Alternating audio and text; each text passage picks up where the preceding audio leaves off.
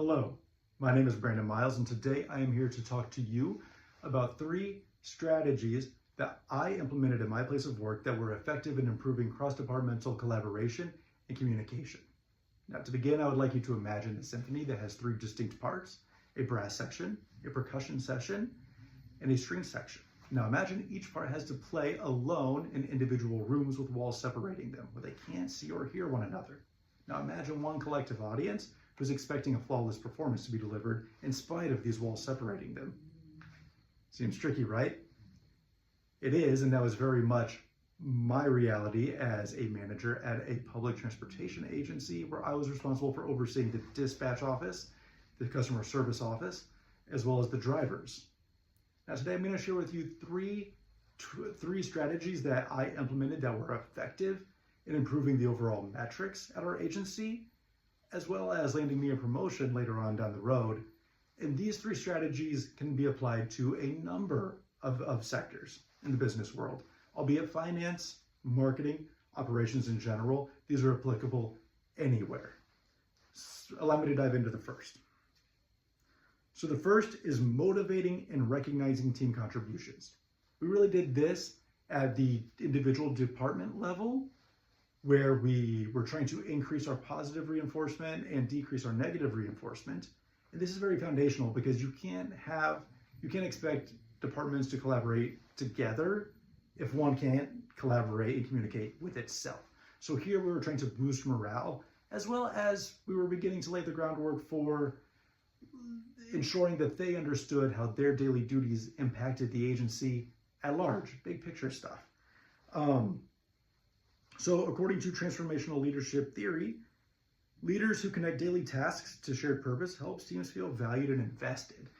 By doing this, by explaining what their daily duties were and how they were affecting the agency as a whole, really led them to feel like they were batting on a team, one shared goal. And we did this in conjunction with the positive reinforcement that we were trying to increase. If anybody has ever read Dale Carnegie's book, How to Win Friends and Influence People, he has a quote that states, "Give honest and sincere appreciation." And I believe that if you mean this genuinely, if you really show your team that they feel valued by you as a manager, then you're going to get better results. You're going to see employee morale boosted, and it's going to help improve that cross-departmental collaboration in the long run. And moving on to the next strategy, we have team building and shared expectations. And here is where we really start to blend the departments. We talked about in strategy 1, boosting the morale and getting that individual department to communicate with itself. Here's where we're trying to get all 3 to communicate with one another. The way we would begin doing this is by having monthly meetings where members from all 3 departments would come together under one roof, moderated by a manager, to ensure that they weren't just hurling insults at each other and just lodging complaints, but they were collaborating, airing grievances that could be considered bottlenecks, and really working together to resolve those issues. We found it to be very effective. And what did we learn from that? Well, we learned that sometimes individual choices made in one department affects another department negatively, but nobody knew how.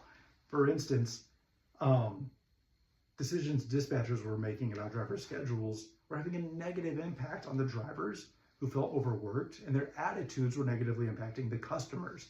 So getting to a place where the dispatchers could really consider that and improve their decision making when it came to scheduling helped improve customer satisfaction out in the field. The third strategy is tool implementation, proper tool implementation.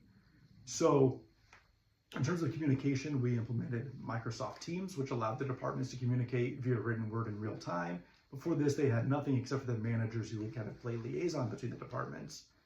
This helped them to be able to communicate in real time and really tackle issues together collaboratively. And in this case with Teams, it allowed us as managers to really monitor the conversations to ensure that it was collaborative and nothing inappropriate was happening. According to the American Public Transportation Association, an article they published in 2022 states that analytics helped improve service reliability. Now you might be thinking, what does that have to do with cross-departmental collaboration? And the answer is a lot. So making sure you have the tools to properly view and monitor your metrics can be huge here, depending on how your managers use it. So for us, if we look at poor on-time performance, before we were really considering cross-departmental collaboration, we might think, oh, the drivers are consistently late and that's the issue we need to tackle. But that could be because of the dispatchers and their scheduling decisions that they were making. And so really, the first step in addressing the issue would be addressing that department and then communicating it with the other departments as well. So ensuring that your managers have the proper tools to really track metrics and that they have the foresight to apply the corrective action across the departments is imperative. Now, again, I would like you to really consider how your team's attitudes are currently. And I will show you some visuals here that convey how my team was feeling before we implemented these strategies. So we have about 120 people across the 3 departments. And we asked the question, do you believe cross-departmental collaboration could be improved? Out of the 120 members, only 19 said yes and 101 said no before these strategies were implemented. After the restructure, that number jumped to 77 yeses and 43 nos. So before, roughly 16% felt that it could be improved. And after these strategies were implemented, that number increased to 64%. That's a 48% increase after just implementing these 3 strategies. Now, I want you to bear in mind that this is not, this graph does not show 100% of your employees saying yes, because that is likely an unrealistic goal. The goal here in the long term is to always have a higher percentage in that yes column, having employees that feel that change can be made and that collaboration can happen, and really reducing the number in that no column. I would like you to imagine that symphony that I spoke about at the beginning, and imagine they are still in their 3 separate rooms. You're the conductor as the manager. But these tools are now the score that you're going to hand to each section. Yes, they are separated, but together, if they follow the score, they are going to play in unison and deliver that exceptional and unforgettable performance or product that the audience or customer will not forget. Thank you.